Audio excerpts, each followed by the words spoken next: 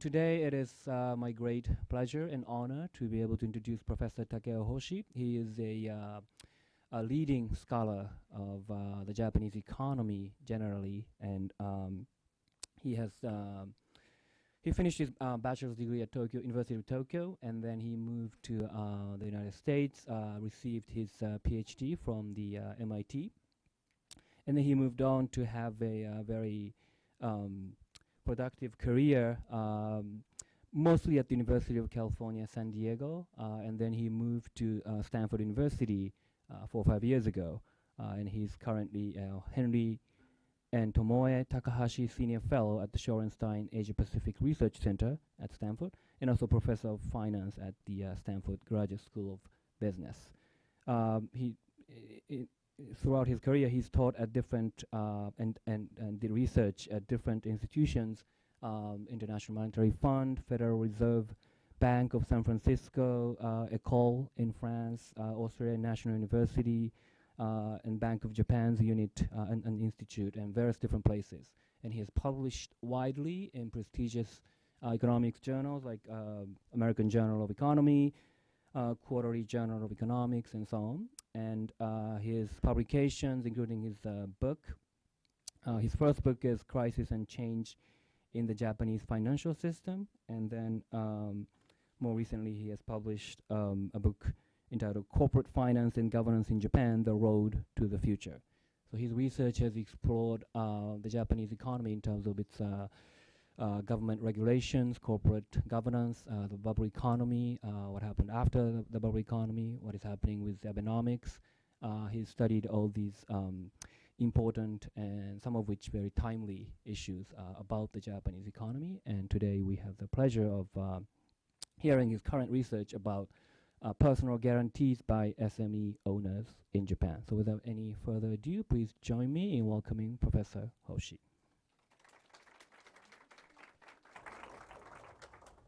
Thank you, Kyo. It's very nice to be back at University of Michigan, where there is a very active Japanese studies program traditionally and now too.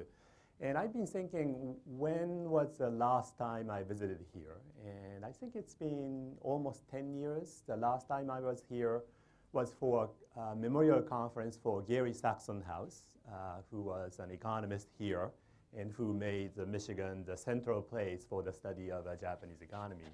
And unfortunately, he passed away too young, and there was a memorial conference about 10 years ago, 2007 or so, and I was here. So this is my first time coming back here in 10 years. And I see lots of students who are, I guess, a Japanese studies major. How many of you are Japanese studies major? Okay, good. How many of you are economics major?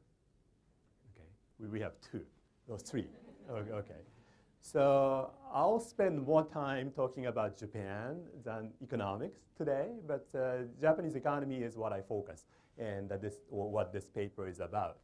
So I will be spending a lot of time talking about the economic aspect of Japan. So since I assume you have been taking some courses on Japan, and if you have taken economic aspect or learned something about the economic aspect of the Japanese economy or of Japan, you have heard the word Abenomics, which Kyo actually used in the introduction, and nobody screamed. So I assume you have heard about Abenomics. Okay. And what I'm going to talk about today is one small aspect or small part of Abenomics reform that is going on in Japan. And I will present, or I will talk about a paper which doesn't exist, but the paper I'm planning to write, or I'm planning to study. And so what I will do today is not to present a paper which doesn't exist, but give you or identify an issue, important issue in the Japanese economy, and explain how I plan to tackle that question. Okay, so that's what I will do, and what we will look at is one small but potentially very important aspect of Abenomics reform. So before I start, I should explain this will be a joint paper with two other authors.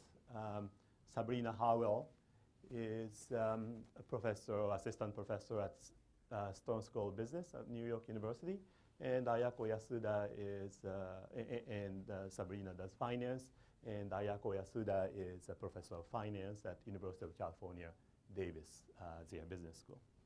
Okay, so this is a joint paper. But since we don't have a paper, and since I just prepared some of these slides this morning, what I have here just reflects my thinking of this project, and they are not responsible yet. So I start with Abenomics, and as many of you studied, Abenomics is a policy package, or the package of economic policy that tries to restore the Japanese economy, or restore the growth for the Japanese economy. And it's a combination of two types of policies. One is a macroeconomic stimulus, macroeconomic expansionary policy, which works on the demand side of the economy, aggregate demand for the economy. And a combination of that and more supply side policies, which tries to increase the potential growth rate, the potential growth rate or potential of the Japanese economy. Okay? So it's a combination of both the demand stimulus and the supply side policies. And the people talk about, or Abe talks about, 3 arrows of Abenomics, which are bold monetary policy, what they call flexible fiscal policy, and third, growth strategy. And the 1 and 2 are mostly demand stimulus. And the third one is a structural reform to increase the potential of the Japanese economy. So it's a combination of both a demand problem, or both a demand strategy or demand policy and the supply policy. And this combination of two different types of policy, or the combination of policies which work on two different sides of the economy, makes sense because, as you know, Japanese economy has been stagnating for most of the last 20 years or so. And we can find the cause of stagnation on not only on demand side, but also on supply side. So the both sides, the demand side and the supply side, both of those have been a problem. Okay? And to see this, if you studied economics, you can look at what happened to the price level for the Japanese economy. You may have heard deflation in Japan, which had been going on for 15 years or so, or 20 years or so. What happened in Japan was deflation, the persistent low deflation, or negative inflation, but not the deflation spiral, which is a deflation becomes worse and worse. Okay? So Japan continued to have, say, minus 1% or minus 2% of inflation rate, or 1% to 2% of deflation rate, but never got into the deflation of 3%, 4%, 5%, which would happen if the demand side was the only problem for the economy. If the demand side was the only problem and the supply side had no problem, then the gap between demand and supply would continue to grow over time, and the deflationary pressure increases over time. So we would expect to see deflation spiral instead of a persistent low level of deflation. Okay? So what happened in Japan is just a persistent level of deflation, but not deflation spiral. So which means as the demand side of the economy stagnated, the supply side of the economy stagnated as well. So that the gap between supply and demand didn't grow very much over time. So for that reason, it makes sense to attack both demand and supply side. Okay? And so far, I think it's fair to say that the Japanese government focused mostly on the demand side policy. And little has been done on the supply side, the structural reform. But the supply side is also important. As I said, Japan experienced just a deflation and not the deflationary spiral.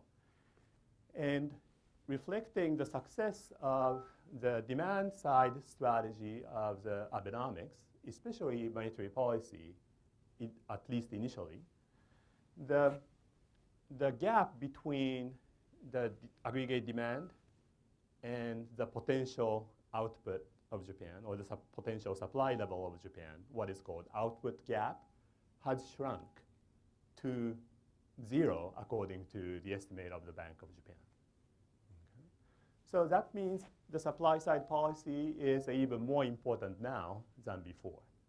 So that's a little motivation to talk about what I'm planning to do, which is to focus on one aspect of the structural reform of Abenomics. Okay. By the way, feel free to jump in with any questions you have, including a clarifying question or some comments. Okay. So feel free to interrupt. Okay. Question? No, not yet. Okay. Good. So what is the policy I'm going to talk about? So what I'm going to talk about is a guideline that was introduced in Japan under Abenomics, or under influence from the Abe administration, which tries to change the practice of a personal guarantee given by business owners. Okay. So one practice in Japan you find for business loans is that when a company takes the loans from the banks, if they are very small companies, they are pretty much automatically required to put up personal guarantee. So the business owner, if the company cannot pay back the loans, the business owner is responsible, personally responsible for the loans taken by his or her company. Okay. And many people argued this creates a problem, because when the company fails, it becomes not only the company's problem. The company owner not only loses a business, but also he or she has to sell some personal assets to meet the liability or the owner, the personal guarantee, to pay back the loans to the bank. Okay. And sometimes in some tragic case, the business owner commits suicide so that their family members can get life insurance money, so that they can use the life insurance money to pay back the loans, which is an extreme case, but it's a sad story. But even if it doesn't happen, certainly that the idea that you will be personally responsible when your company fails makes you think twice before you start your own business. Right? And once you fail, the practice of personal guarantee makes it hard for you to have a second chance or try again. Okay? So many people, including Prime Minister Abe, point out this is a central problem for Japan. Okay? So this is in Japanese. If you're studying Japanese, you can read all of these. But here's my English translation of the Japanese, or his speech. Okay? So what he says is, or he clearly says, the personal guarantee, the practice of personal guarantee is the impediment to Japan's venture spirit. Okay? Why you don't see many venture funds or venture companies or many small startups in Japan compared with Silicon Valley, where I live, okay, for example. And Abe says the personal guarantee is that. Okay. And according to some statistics, the banks, as I said, banks often require personal guarantee of business owners, managers, when they lend to small firms and startups. And according to the survey by SME agency, 80 to 90% of small and medium firms are required to pledge personal guarantees for their bank loans. So when the business get into trouble and if they can't pay back the loans, it creates a problem. Okay. Now, even before Abenomics, there have been attempts to change or some attempts of reform of personal guarantee practice in Japan. So, for example, there was an amendment of Civil Code in 2004, which said personal guarantee contract must be in writing. Okay, so it's surprising. In some cases, it wasn't in writing before that, but it was enforced. And also, they don't allow something like a comprehensive revolving guarantee. So as the company gets more loans, the guarantee is continued, and there's no maximum for the guaranteed amount of the set, on whatever whatever base for the honoring a guarantee exists or doesn't exist. Okay? And also the duration of guarantee contract wasn't specified before this amendment. Okay? And especially problematic for many were practice of getting third-party personal guarantee. So not only the banks get personal guarantee from you, business owner, but they want to get, or they used to get the third-party the personal guarantee from your family or relatives, okay? Which creates a problem not only for you when your company goes down, but for your relatives and family as well. Okay?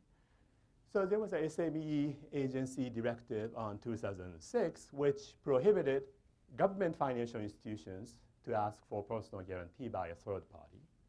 And the similar directive or similar attempt was made by Financial Services Agency. This is a financial regulator in Japan to eliminate or to reduce the use of personal guarantee by a third party by private financial institutions. So they changed their regulatory manual, the manual they used to examine financial institutions, and started to discourage financial institutions from asking personal guarantees by third party. But more targeted intervention on the practice of the personal guarantee was tried in 2013, and that became effective in 2014. And this is not very well known even to scholars of the Japanese political economy, but potentially the very important part of Abenomics reform. As Abe himself talked about, the practice of a personal guarantee is, according to him, is the impediment to venture spirit for Japan. And this guideline was developed by Japan Chamber of Commerce, so they are borrowers of funds, and Japan Bankers Associations, they are lenders. And these are backed by or encouraged by the government regulators, Financial Services Agency for the lenders, and the Small and Medium Enterprise Agency for borrowers. Okay? So basically, the guideline asks banks not to use the personal guarantee automatically when they lend to any SMEs. Okay? Try to use something different, not to rely on personal guarantee very much. And at the same time, the guideline asks SMEs, the small and medium enterprises, to separate corporate assets from personal assets, which is kind of important, right? If you're a bank, it's quite important to know who are the borrowers. Okay? If you are not sure if you are lending to the company or individual, the person who owns the company, they would say, well, we might as well take the personal guarantee because it's not clear which part belongs to the company and which part belongs to the owner. So the guideline asks SME to separate company assets from personal assets. And also it specifies a procedure to renegotiate the personal guarantees. And this became effective in February of 2014. Okay. So what we are trying to do, what we want to do or try to do in this paper or in this research is to see the impact of this guideline on the practice of a personal guarantee or on the SME lending in Japan. So we are interested in what kind of entrepreneurs, what kind of firms decided to take or had an access to loans without personal guarantees, and eventually how that the taking the loans without personal guarantee, how that changed their behavior in investing or investing in especially risky assets like R&D. Okay. To do this, so eventually this is an empirical paper. We want to find out the impact of the guideline on how the Japanese financial institutions behave and how the Japanese corporations and entrepreneurs behave. So we need the data to do this, and we finally succeeded in obtaining the data from one financial institution in Japan, or one account of one government financial institution called the Japan Finance Corporation. And we obtained the loan level data from them going back to 2009, from 2009 to 2016. And we are in the process of cleaning up the data. I will show you a couple of graphs which are based on those data, but we are not 100% sure or 90% sure that we got we cleaned up the data enough to say something decisively. So those graphs are just suggested. Okay. So instead, what I want to do today is, so instead of talking about the results which don't exist, I want to go over a simple model of bank loans with personal guarantees that may help us in interpreting whatever result we get empirically. Okay. So this is a mathematical model, simple but mathematical model of bank loans. And since we don't have many economics majors, what I try to do is to go through these mathematical models without equations as much as possible. Okay. Okay. So any questions so far about the plan or about the issue? Can you maybe Yeah. say a little bit about how it works in the United States, the personal guarantees and all that in lending for SME owners? So it's a very good point.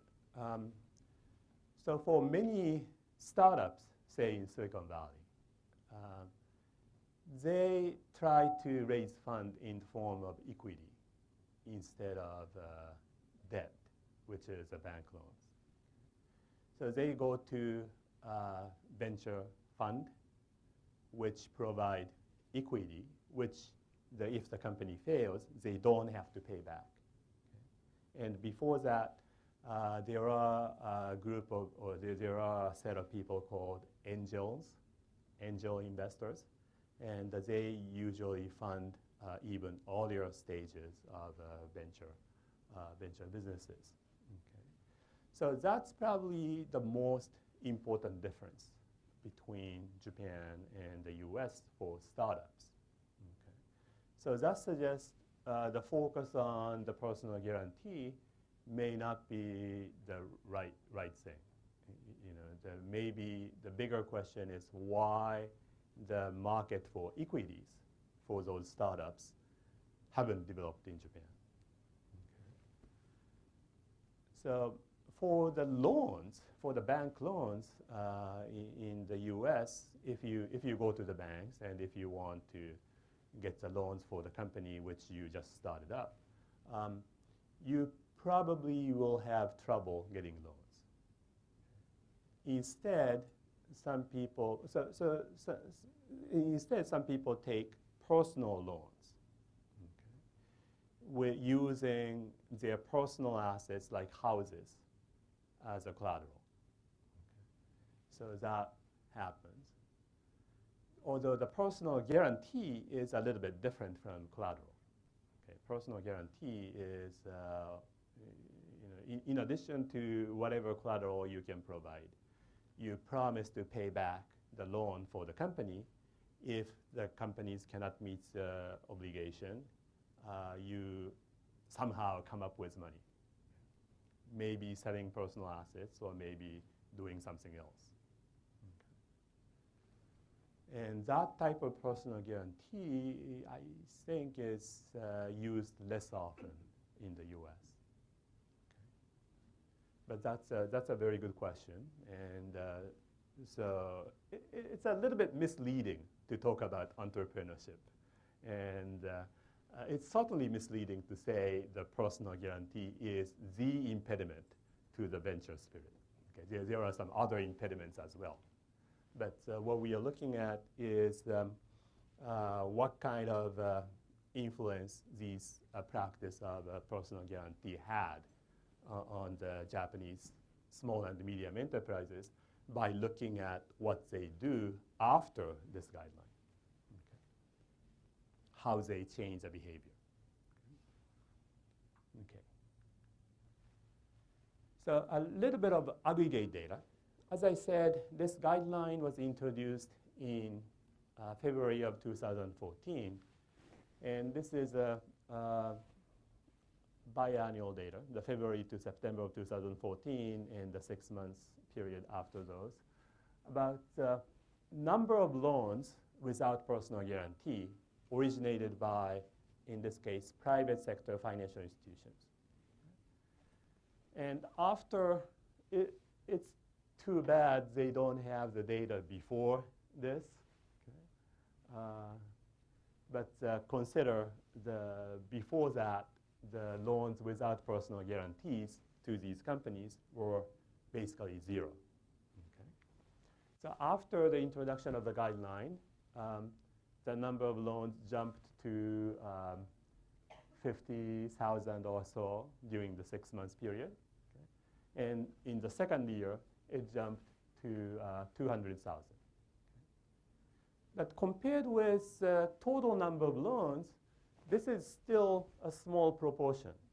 Even at October to 2015 to March 2016 period, the 6 months period, the proportion of new loans that doesn't depend on personal guarantees was just 12%. Okay? So what this says is still 88% of these people, of these SME owners, provide personal guarantees, which is not much different from the numbers we saw in SME agency survey.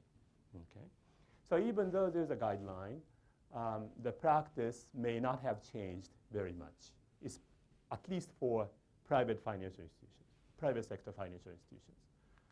For the government financial institutions, the picture has been a little bit different. Okay? So the government financial institutions were more eager to put this guideline into practice. So this is a new loans, number of new loans without personal guarantees originated by government financial institutions, including the one where I'm getting the data from, okay? Including a JFC, the Japan Finance Corporation. So they provide, say, 25,000 or so loans without personal guarantee in 6 months period. The proportion of the new loans that doesn't depend on personal guarantees started out at 17% in the first 6 months or 8 months period and increased to 24% in terms of the number of loans by October 2015 to March 2016 period. And in terms of value, if you look at the amount of yen, 33%, 1 yen out of 3 yen of all SME loans are now without personal guarantee. So there had been, at least for the government financial institution, there have been a huge change around 2014. Okay. So this gives us good data to look at what happened. So to understand this, we set up a model and try to understand what's going on. Okay. Let's see, how much time do I have? 15 minutes, I guess. So I'm not sure how much of the model I should go through. So the model is a model of moral hazard if you studied economics of information before. And the model has, so in order to talk about personal guarantee, the model needs to explain why we observe the loans with a personal guarantee. Okay? And one issue is, one possibility is a personal guarantee contract is there to give the right incentive for the business owners to use the money wisely. Okay? And in order to set up that situation, I consider a simple moral hazard problem. And moral hazard is a model with some action that the borrower can take that the lender cannot observe. So the borrower uses someone else's money, the borrows someone else's money, okay? And the lenders, one thing that the lender worry about is that the borrower may not use the money wisely, okay? And invest in a productive project, but invest instead in some pet project, which brings great benefits to the company owner himself or herself, but not to the society. Okay. So maybe a typical example is like a big corporate office which satisfies the business owners. Maybe not for these SME owners, but maybe a big, relatively big corporate office which satisfies the business owners but doesn't produce any value for the society. Okay. Corporate jet is another example that the people give, but that certainly doesn't apply to SME owners for Japan. Okay. Maybe some fancy cars that they claim they use for business. Okay. And getting the personal guarantee may be a good mechanism, the effective mechanism to make sure or to increase the probability that the company business owner use the money wisely. Okay. So we set up the model to explain why a usual loan contract cannot eliminate the moral hazard problem completely, and how the introducing personal guarantee can help. Personal guarantee in a sense, or in a specific sense, enhances or increases the number of SMEs which the banks can lend. Okay. So the SMEs cannot borrow money without personal guarantees because they don't have enough incentive to choose the right project. But pledging the personal guarantee can make them choose the right project. Okay. So that's one way to eliminate, or that's one way to reduce the problem of a moral hazard and enhances the project which can be funded by the banks. But there's an alternative. The personal guarantee, getting a personal guarantee is not the only way to incentivize the borrowers. Okay? There are some other ways. And the alternative we consider in this model is the monitoring by the bank. Okay? And by monitoring, by watching carefully what the SME is doing, we assume that the banks can reduce the problem of a moral hazard. And the specific way we do this is we model the moral hazard as if you choose some pet project, which is not very productive for society, but if you choose that project, you as a business owner can get private benefit. And that's the nature of the moral hazard model here. And what the bank monitoring does is it reduces the benefit, the personal benefit from pursuing a non-productive project. Okay. And there are several ways to do this. The banks can provide some restrictions on the things that the corporations can do and cannot do with money. They can watch out. They can look at the books of the corporations every month, and if they find some deviation, if they find some problems, they can terminate the loans, things like that. So increasing or providing or the imposing covenants, what we say, is one way to reduce the moral hazard problem. But we assume the bank monitoring is costly, which is probably the reasonable assumption. The bank needs to spend some resources. And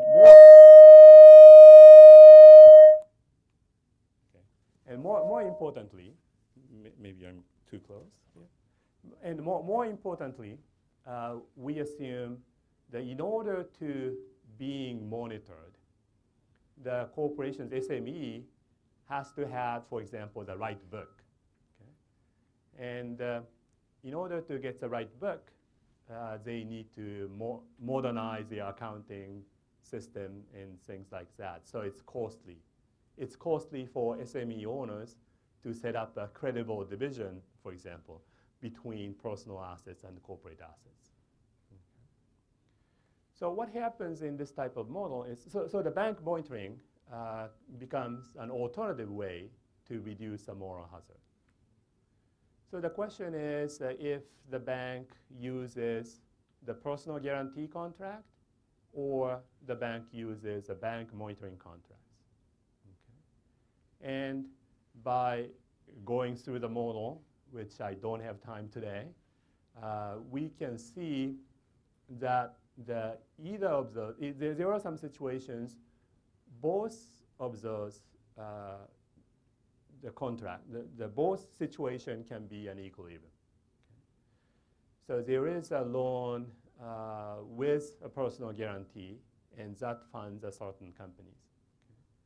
But if the company, but the same type of funding can be done through a bank monitoring as well.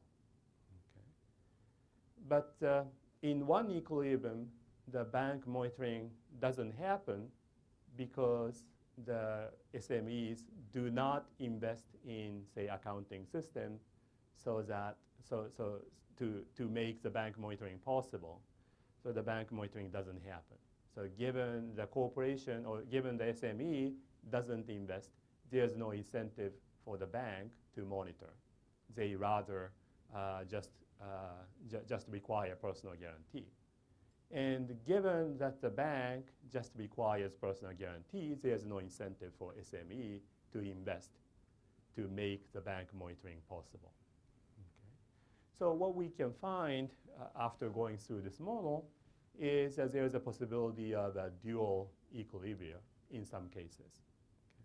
Okay. In some cases, if the norm of the society is for the banks to require personal guarantee, then the loans, the particular loans,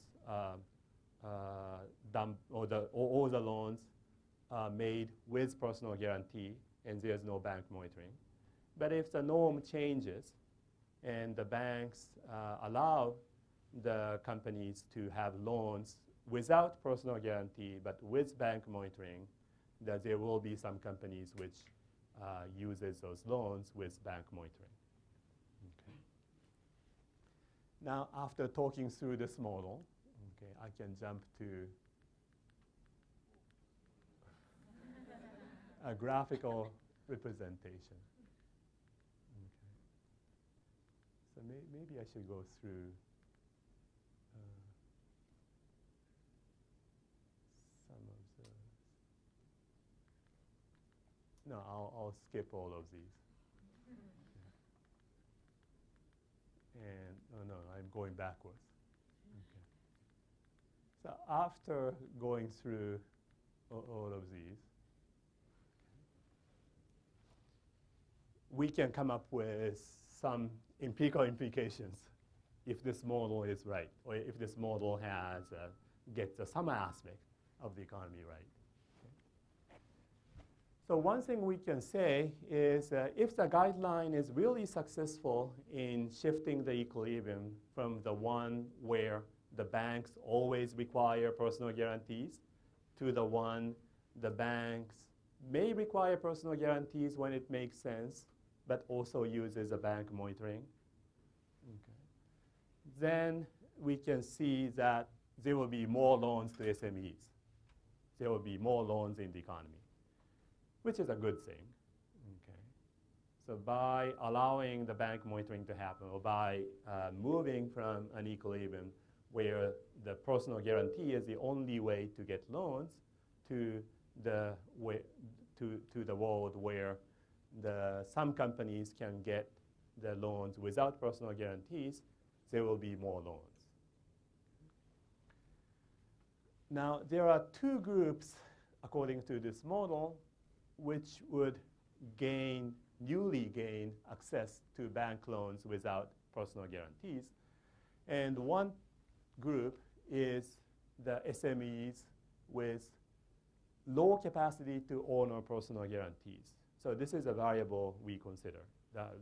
Depending on which SMEs, some SMEs have a high ability.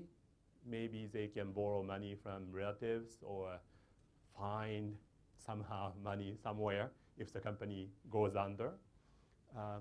But the SMEs with a low capacity to honor personal guarantees, they have hard time getting the loans with personal guarantees. Okay. So when the loans, when the bank monitoring becomes possible, okay, those SMEs with a low capacity to honor the personal guarantees and also low return good projects, okay, they now gain access to bank loans without personal guarantee. So this is one type of people, one type of SMEs which are attracted to loans without personal guarantees.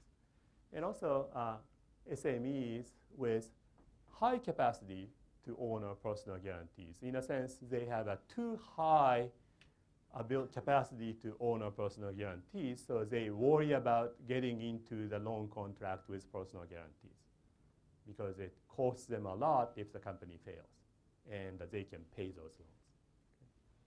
Okay. And these guys, these people tend to have a high return project. Okay.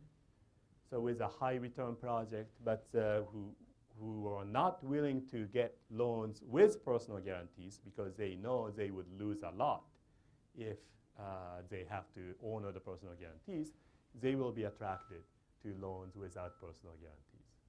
Okay? And there's also an implication, if we push, about SMEs that move from loans with personal guarantees to loans without personal guarantees. So these are the sum of these are the empirical implications that we can check, we can pursue. So what is the next step, the data? we haven't cleaned up the data, so we need to clean up the data. So that's the first step, and start looking at the data. And then only then we can start testing empirical implication of the model. The current model, which didn't go through, which I didn't go through, have some problems. We will think about those. But the important step is to start looking at the data. And these are the type of data we got from JFC, lots of variables. Okay. And this is a first look of the data. Okay. So this shows from April 9, this is a monthly data on the loans. And this is a number of loans.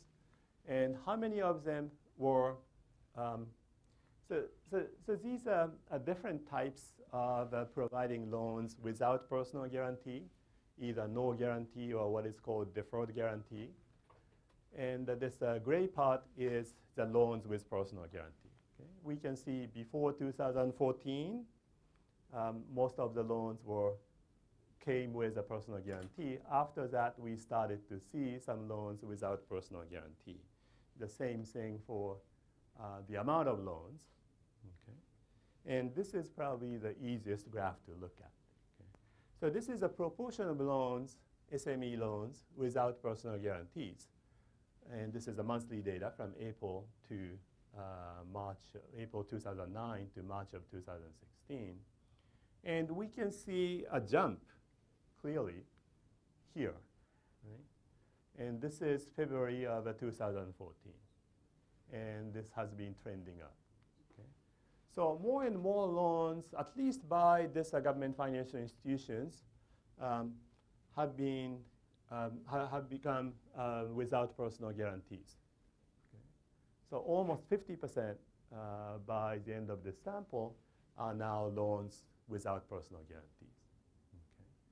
So one thing we are trying to do is to compare the characteristics of the corporations just before February 2014 and just after 2014. Okay? So there are some SMEs which didn't get the loans without personal guarantee before, and those who got the loans without personal guarantee because there was a guideline. So basically the same company may have got a different type of loans before and after February of 2014, and we can see what happened to their behaviors if they behave differently, use the money in a different way, or things like that. So that's one thing we are planning to do.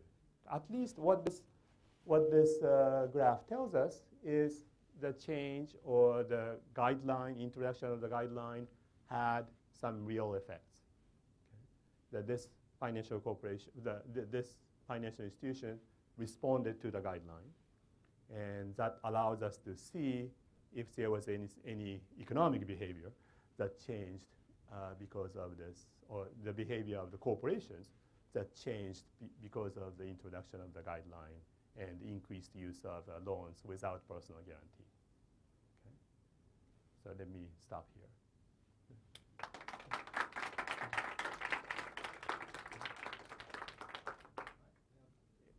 50 minutes for questions. I should have mentioned in the introduction that he's won a lot of awards for teaching and education, and at least for me, I felt like I understood these very complicated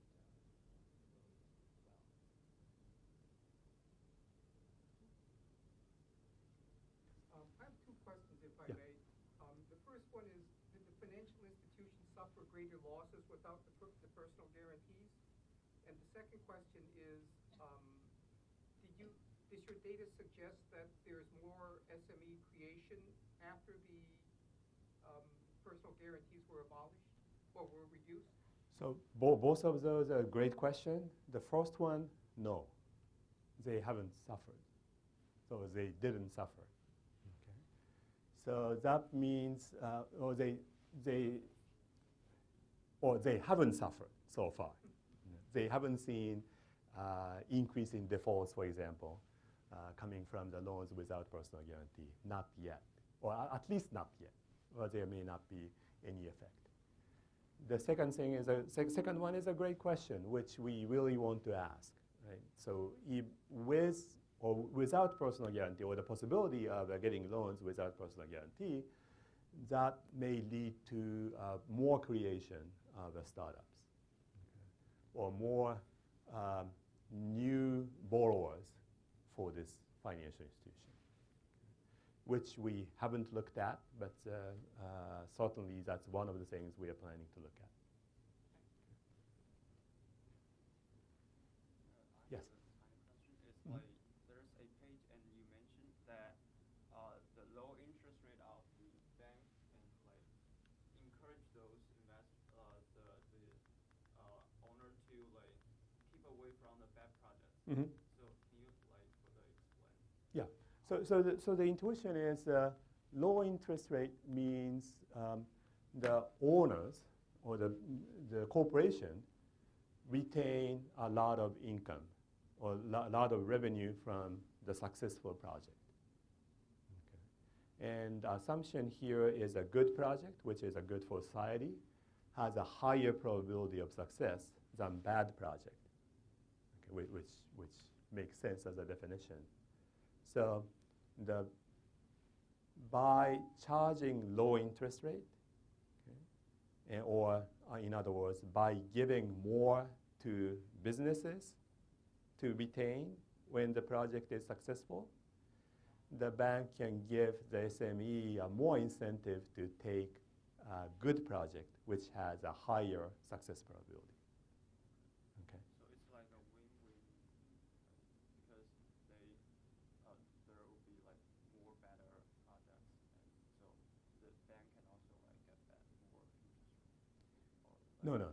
No, low interest rate. So yeah, the bank. Can like get the money back because if there's like that project, the bank cannot. Can they get the money back? That's true. That's true. But the bank loses. But the bank still lose. Still lose. Or it's relative. The bank is better off than the situation that the business owner takes a bad project. Okay, but the bank loses compared with the situation that SME takes a good project with higher interest rate. But it's still like better than before.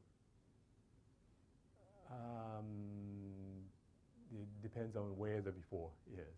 But, Before the guideline oh, before the guide. So this is not the comparison, the guideline. So this is how the contract would be written. Incentive, how to incentivize the borrower to get a good project. Okay. Yes. Yes. I know you were talking about how there would be an incentive to take out loans without any personal guarantees. Are there still any incentives for, even with that in place, for somebody to take a loan with a personal guarantee? Or would it be such that you would want to take one without a personal guarantee all the time, or preferably over one with a personal guarantee? So it's not all the time. So I haven't been able to explain the model very carefully, but there are substantial number of companies which would, according to our model, which would continue to get loans with personal guarantees, okay, because that's better for those SMEs. They don't have to invest in modernizing accounting, or what we call, and so on. And so there will be lots of corporations which would take the loans with personal guarantees, even after the guideline. Okay. Yes. I was wondering, does the data show like pre-existing loans that were restructured without personal guarantees? Like what proportion changed? Yeah, I'm interested in looking at that. We can look at that, but we haven't. So we have to identify. So we have a SME Identifier, which we can identify the same SMEs over time. So we can look at what kind of loans they had before 2014 and how many of them took the loans without personal guarantee after February of 2014. That's something we would love to do. We haven't done it. Yes? You talked about angel money or angel fund or something. Yeah.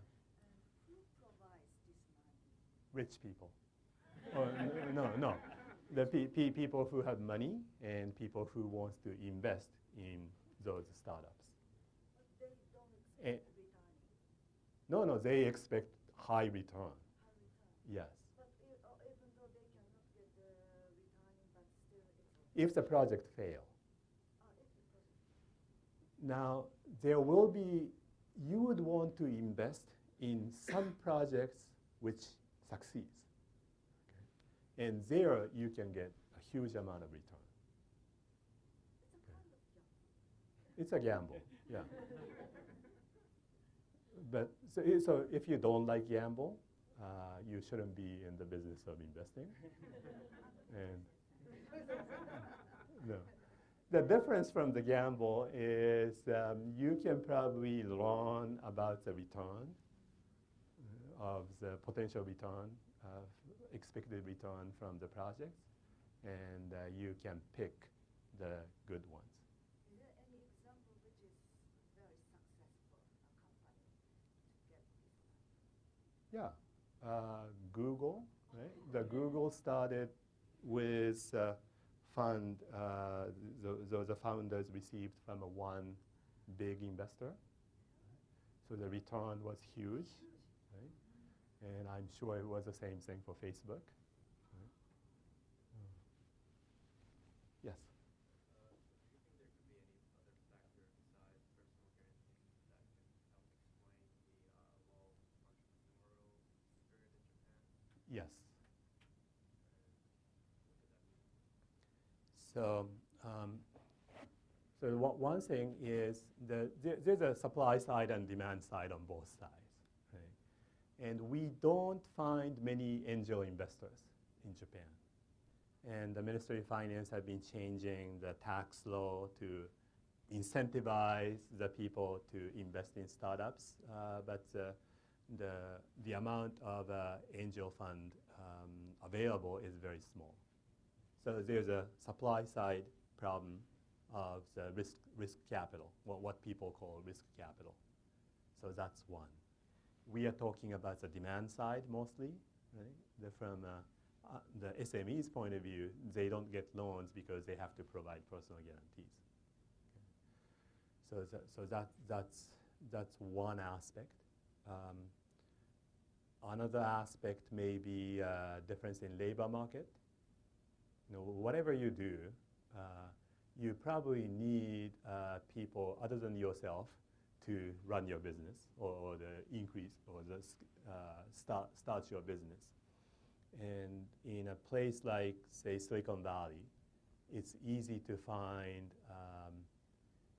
good engineers to help you with your new company. It is maybe an engineer, it's easier for Japan, but it's certainly harder for Japan to get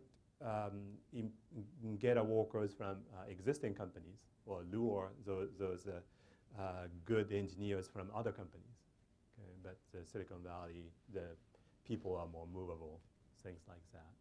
So that's another difference. So there are lots of differences. We are focusing on one.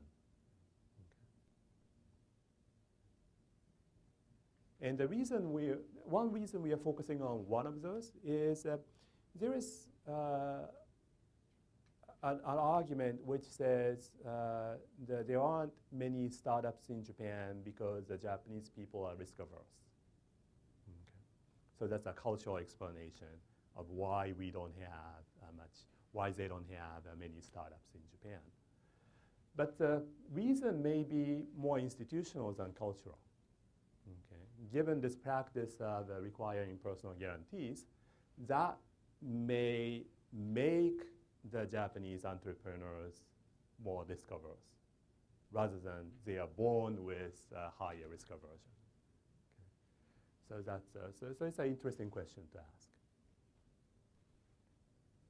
If I could ask Yes. a low-level question, we see in a lot of popular culture in Japan, especially TV dramas that portray interaction between banks and SMEs, Hanzao Naoki and Shitamachi, all these TV dramas, and they are Yeah. caricature versions.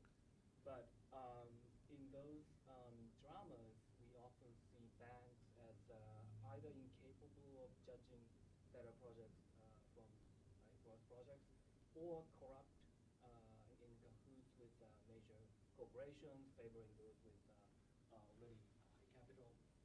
So I wonder if that's simply a noise in your model, or is there a way to incorporate the bank's capacity or corruption, those kinds of issues in this model?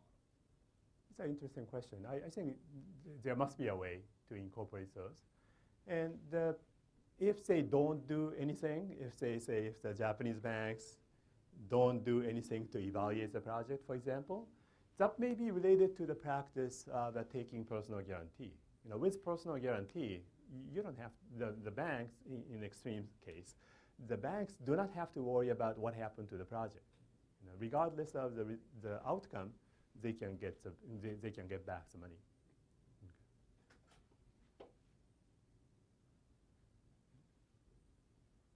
Yes. It's very personal. I want to ask you about the personal view about current Japanese economy. Do you think that Japan is overcoming deflation spiral? I don't have personal view. You know, I only have a professional view about Japanese economy. Because the tax raise again to 10%, sales tax rate is going to be 10%. When? Minister Abe was kind of mentioning about that, and then I'm kind of concerned because. Well, he has postponed it twice. Okay. Okay. So there's no guarantee it happens.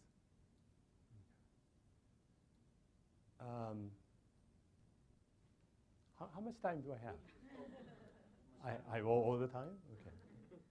So it's really unfortunate that the Japanese government decided to postpone the increase of consumption tax with fear of creating recession. Okay. Because they can increase the consumption tax rate without fear of creating recession. Okay. So this is how you do this. Okay. So you increase the consumption tax, say from 8% to 10%. Okay. So the consumption tax is increased by 2%, and people's purchasing power will be lost by 2% times the amount of consumption, which would have happened without consumption tax increase. Okay. So at the same time, the government increases the consumption tax. Consider the transfer from the government to the consumers, exactly the same amount as the 2% of the consumption that would have happened without consumption tax increase. Okay. Then the budget constraint or the purchasing power of the consumers do not change, at least at the aggregate level. Okay. So the recession shouldn't happen. Okay. So they can increase the consumption tax rate, but provide money. And that's equivalent with postponing the introduction of the consumption tax. If you stop this transfer at the end of, say, N years, okay, it's equivalent of postponing the consumption tax increase by N years. The advantage of increasing consumption tax and starting the transfers comes from the distribution. The people have different levels of income and different levels of consumptions. Okay. So if you distribute this money, 2% of the aggregate consumption, equally to every household, And if we assume that the low-income household have a higher propensity to consume, which I think is a safe assumption to make, then the equal distribution of whatever amount means relatively the low-income household gain more than the high-income household.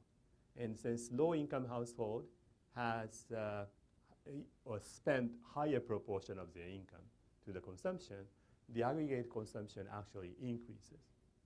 Okay. So it actually, it not only doesn't hurt the economy, but actually it helps the economy. So I think this is what they should have done. They didn't, and decided to postpone the consumption tax again. And their government debt continued to increase and is expected to continue to increase, and we don't know when it ends. Okay. Yes? Minus exchange rate doesn't help. Negative interest rate in English, yes. Okay.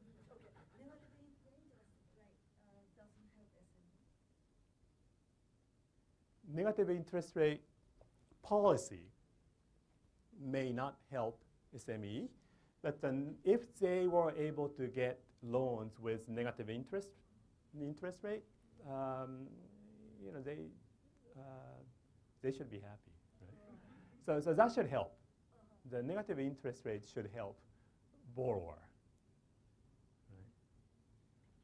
But so far, these interest rate hasn't gone negative yet. The loan rate hasn't gone negative yet.